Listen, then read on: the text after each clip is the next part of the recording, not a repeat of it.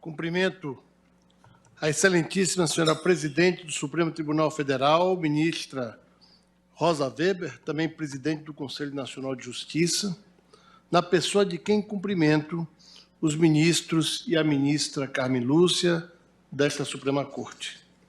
Cumprimento o excelentíssimo senhor presidente da República Federativa do Brasil, Luiz Inácio Lula da Silva, na pessoa de quem cumprimento todas as autoridades do Poder Executivo aqui presente. Cumprimento também o excelentíssimo senhor vice-presidente da República, o doutor Geraldo Alckmin, aqui presente.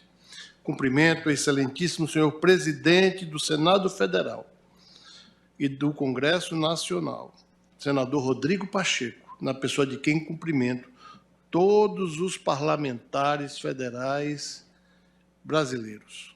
Cumprimento o presidente da redemocratização, presidente José Sarney, aqui presente, e que tanto honra a história do Brasil e ainda, num complemento à sua biografia extensa, honra a todos nós com a sua história registrada na imortalidade da Academia Brasileira de Letras.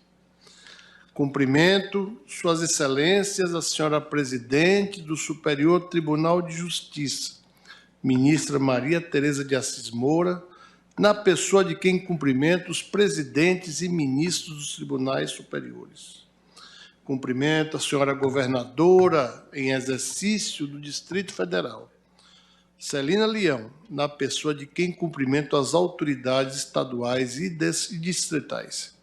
Cumprimento o senhor presidente do Conselho Federal da Ordem dos Advogados do Brasil, doutor José Alberto Simonetti, na pessoa de quem cumprimento todas as advogadas e advogados.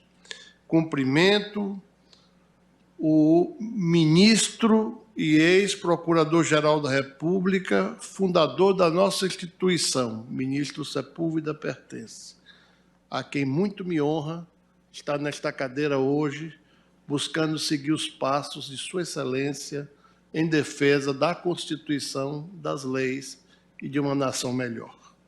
Cumprimento também o senhor coordenador da Frente Associativa da Magistratura e do Ministério Público, Frentas, e presidente da Associação Nacional dos Procuradores da República, a NPR, o doutor Biratã Caseta, na pessoa de quem cumprimento todos os representantes de associações presentes, em especial o presidente Manuel Murrieta, presidente da CONAMP, e a presidente do CNPG, Norma Cavalcante. Cumprimento os senhores magistrados e magistradas, membros do Ministério Público Brasileiro, autoridades civis e militares, servidores e servidoras, profissionais da imprensa, senhoras e senhores. Senhora presidente Rosa Weber, este é deveras o momento de um simbolismo imenso, ao menos na nossa geração. Sabemos que desde a Primeira República, recentemente contada por Lilian Schwartz, interpretando as obras de Lima Barreto sobre a República até 1930. Nós temos uma larga e longa história de defesa dos valores democráticos e republicanos. Esta solenidade é mais um destes grandes momentos da história do Brasil, em que todos os poderes, as instituições, todos os brasileiros e todas as brasileiras se unem para defender, para bradar, como dizia o poeta à sua amada.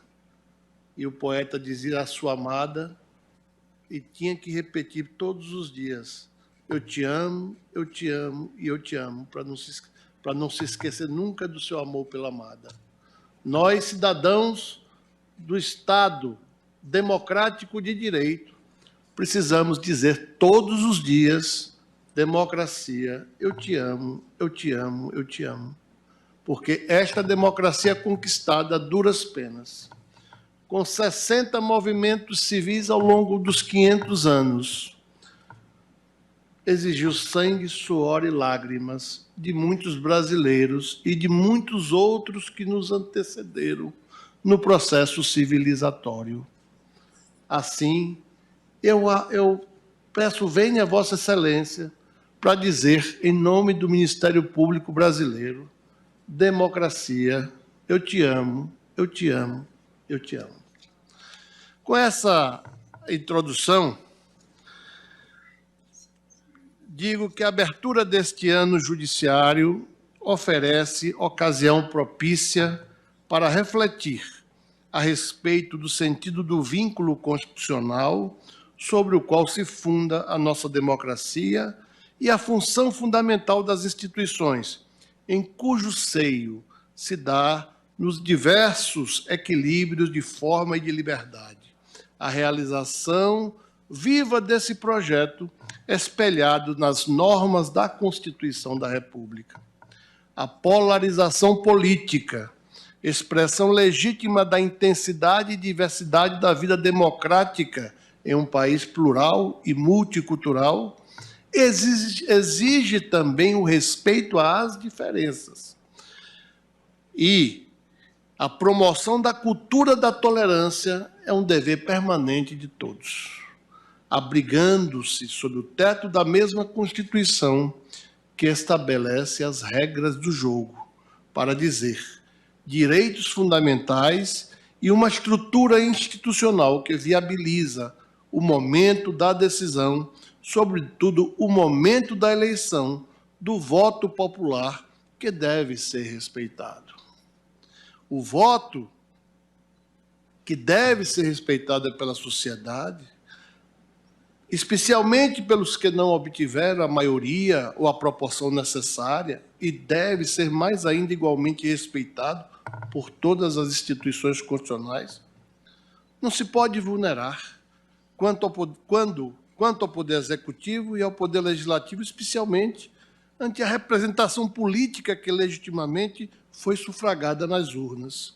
E nem se pode olvidar que a legitimidade material das decisões judiciais e manifestações do Ministério Público como instituições contramajoritárias devem estar adstritas à Constituição e às leis. A discussão de ideias se segue à deliberação e, uma vez escolhido o voto, temos a celebração do resultado das urnas como um momento fundamental na democracia.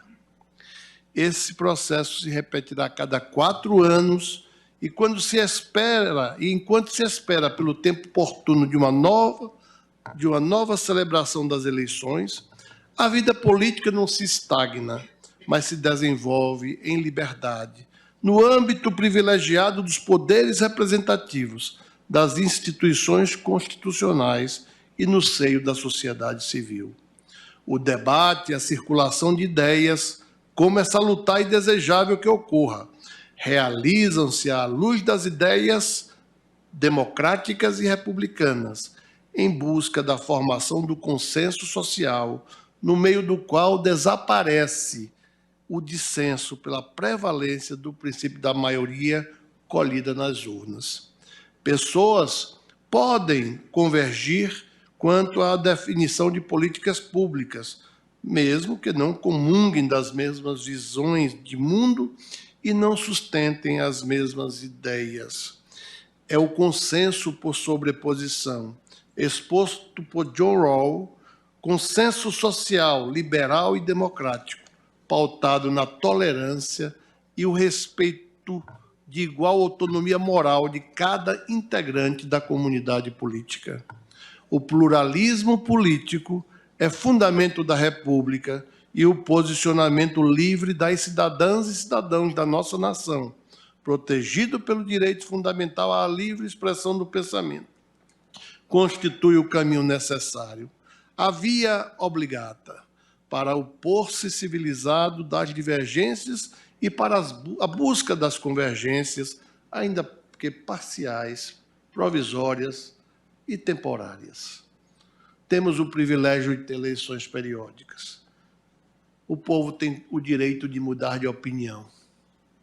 A Constituição faz desta via um limite permanente contra qualquer ensaio de poder institucional que queira desconstruir a singularidade da pessoa humana, um dos traços mais fundamentais que definem a sua dignidade. A capacidade de falar, dizer o que pensa, expressar valores e escolher o seu próprio destino, que no ambiente democrático revela-se no sagrado direito do sufrágio, na escolha de governantes governantes e representantes parlamentares, para a adoção das políticas públicas necessárias ao bem-estar da sociedade em cada unidade federativa. Mas ainda, no regime democrático, toda esta dignidade se amplia na singularidade da liberdade, da igualdade, da dignidade da pessoa humana. A palavra, o discurso, a reunião pública e a possibilidade livre do diálogo franco e respeitoso, tudo isso está no centro da política democrática, desde os seus albores, pois o contrário seria negar ao cidadão conhecer tanto as propostas e projetos que tocam no seu futuro e na sua descendência, como negar aos eleitores o conhecimento do passado e projetar e fazer valer novas ideias para o futuro, expressando e compartilhando valores que temos por basilares. Construímos a comunhão nacional, que nas lições perenes de Aristóteles é uma espécie de amizade política, sem a qual não há comunidade estável. Daí, podemos dizer do senso de pertencimento, do sentimento de patriotismo, do sentimento, para alguns, de um certo bairrismo, mas, acima de tudo, de pertencer a algum lugar, de pertencer a alguma fé, de pertencer àquilo que cada um livremente escolhe para o seu modo de estar no mundo. Sim, senhoras ministras, senhores ministros, senhor presidente da República, senhores parlamentares, senhoras e senhores, sim, há elementos básicos sobre os quais se funda a concórdia, e essa ocorre quando, nos aspectos constitucionais da vida coletiva, cidadãos e cidadãs, mesmo mantendo firmes suas próprias e diferentes ideias, respeito às regras do jogo, como Bobbio já pregava, e ainda, segundo Bobbio, se colocam em prática aquilo que decidiram em conjunto. Sentimento coletivo amplamente compartilhado por todos, porque veem a si mesmo como partícipes de algo que lhes diz respeito diretamente, porque têm a percepção de que, ao eleger, pelo princípio da maioria, como é da natureza dos cargos eletivos e dos mandatos eletivos, está a se escolher os representantes para levarem a cabo a missão suprema da causa pública que o Estado desempenha nos termos da Constituição. Se o comum sentimento do direito passasse, porventura, a ser comprometido por ações estatais arbitrárias, a exemplo de manejo de poderes ultravires e da execução dos atos ad hoc, isto segundo Rui Barbosa, que extravasariam competências constitucionalmente delimitadas e vulnerariam o núcleo essencial de direitos fundamentais, ter-se-ia como deletério efeito a formação corrosiva de hostilidades de variado tipo e intensidade entre os poderes estruturais e imanentes do Estado. A confiança é atributo essencial das relações sociais que ocorrem sob o signo do direito. A liga necessária que equaliza todos os cidadãos no Estado de Direito. Um dos males do período dos períodos em que a vida da comunidade política vem acossada por projetos autoritários de poder, que substituem a ordem jurídica e o regime democrático são eclipses da legalidade da vida nacional e a anomia da consciência constitucional, ainda no dizer de Rui. A autoridade da Constituição remete a considerar-se de forma precípua o devido processo legal substancial, que materializa o dogma de que os fins não justificam os meios. A invocação de fins nobres, qual a tutela do regime democrático, não há de desnaturar da aplicação razoável, proporcional e adequada das normas constitucionais plasmadas em 88. Repita-se, depois de muito sangue, suor e lágrimas de todos que contribuíram e contribuem para a formação do processo civilizatório contemporâneo. A Constituição estabelece um sistema normativo de fins, competências e limites materiais e formais em que direitos fundamentais ocupam posição de relevo. A invocação da defesa da democracia não sana os vícios da ação estatal que se afaste do cumprimento da ordem jurídico-constitucional. As instituições republicanas são dispostas por modelo constitucional em um sistema de controles recíprocos, de freios e contrapesos, de modo a formação, nas palavras aqui tantas vezes repetidas pelo ministro Celso de Mello, para se evitar a formação de instâncias hegemônicas de poder. Críticas populares e reuniões públicas pacíficas, ordeiras e sem armas, constituem legítimo exercício do direito fundamental e não podem resvalar para ilegítimos e criminosos atos de violência e danificação de bens públicos e espaços reservados à atuação de órgãos estatais. Episódios como o do último dia 8 de janeiro, verificados nesta capital, vulneraram criminosamente as sedes dos poderes da República, não poupando sequer a joia das instituições republicanas, como se referia Levi Carneiro a este egrégio Supremo Tribunal Federal. Investiram contra esse recinto povoado de temores sagrados e esperanças sublimes, referência que fez Rui Barbosa na obra Pensamento e Ação, editado pelo Senado Federal em 1999.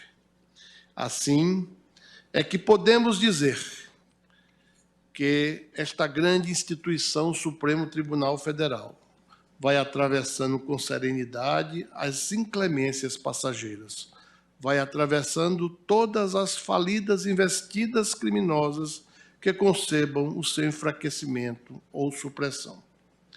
Registro, senhora presidente, em enérgica e expedita resposta às ações criminosas, no último dia 8 de janeiro, a Procuradoria-Geral da República, no contexto de muitas medidas que já vinham sendo tomadas desde 2021, com a participação, sempre digo aqui, do próprio ministro Alexandre de Moraes, do ministro Dias Toffoli na presidência, do ministro Fux na presidência, e ao depois, com Vossa Excelência na presidência, nós conduzimos anos anteriores, evitando que a violência pudesse adentrar o ambiente sociopolítico, porque a violência não se compatibiliza com a racionalidade inerente ao regime democrático.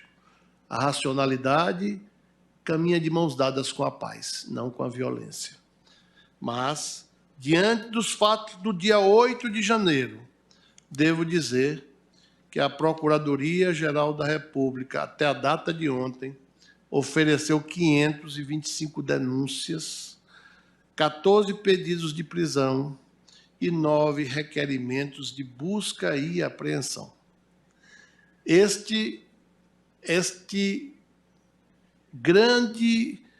Esta grande busca pela responsabilização dos culpados, lamentavelmente, ocorre, mas não podemos esquecer.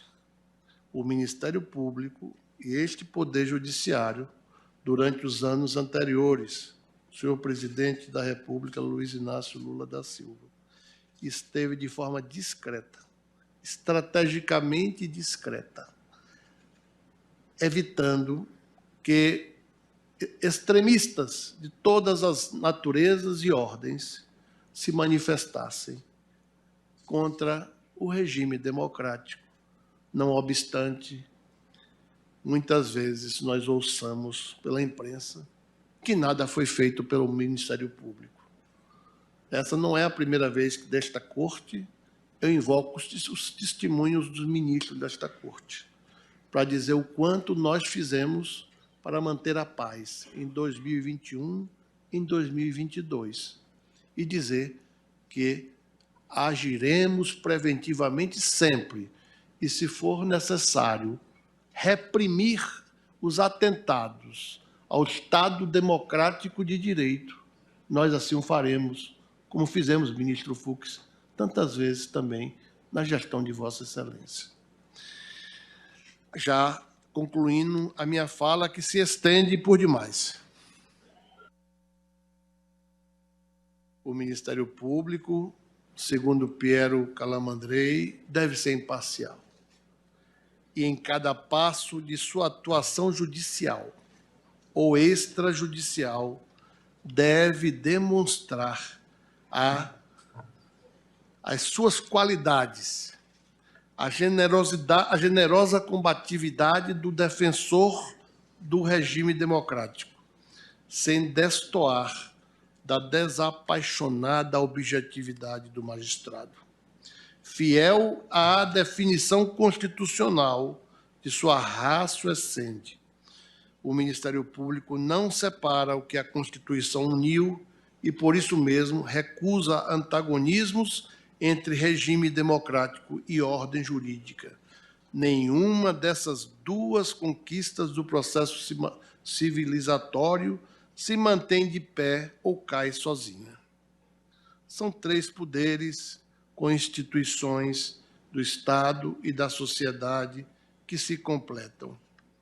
Não há avanços ou retrocessos que aprimorem ou desalinhem o regime democrático que não impliquem o mesmo efeito, positivo ou negativo, sobre a ordem jurídica e vice-versa. Manter estável a Constituição é manter estável a sociedade e o Estado. Manter sólida a democracia é manter a liberdade de todos. Eis a grave responsabilidade que onera a todos nós que prestamos o solene juramento de sua observância e um compromisso com cada cidadão e cidadã consciente e consciência que carregamos em nossa alma. Na sua mensagem do dia 1º de janeiro de 23, na celebração do Dia Mundial da Paz, o Papa Francisco nos recorda, ao falar da crise sanitária internacional, a Covid-19, e da guerra como um flagelo pilotado por opções humanas culpáveis, de que ninguém pode salvar-se sozinho. Na sequência da violenta infâmia de 8 de janeiro, as instituições deram as mãos e caminharam juntas, simbólica e factualmente, para afirmarem a democracia brasileira, a sua resiliência e convicção na democracia. Resiliência que faz lembrar que prédios e seus salões são símbolos das forças maiores, simbólicas, da justiça, da liberdade, da dignidade e do destemor que abre caminhos para a sua passagem. Convicção de que todos que tiveram parte nesses atos serão devidamente responsabilizados e que, justamente por habitarem no regime democrático que pretendem se alapar, serão responsabilizados com justiça, mas com equidade. Senhora ministra Rosa Weber, senhor presidente da República, Luiz Inácio, senhor presidente Rodrigo Pacheco, do Congresso Nacional. Minhas senhoras e meus senhores, é hora de pacificar, é hora de reconciliar. A sociedade passou por um certame eleitoral. A majoritariedade inerente a este processo eleitoral se expressou nas urnas. É hora de voltarmos à normalidade das instituições e das pessoas. É hora de fazer a paz. É hora de seguirmos em frente.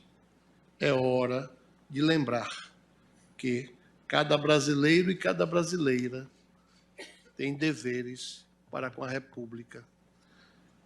Senhoras e senhores, não posso deixar de dizer que hoje li de manhã cedo um artigo do ex-senador Demóstenes Torres falando, basicamente, que na hora da batalha não importa o que vai acontecer, mas quem está ao nosso lado, da trincheira.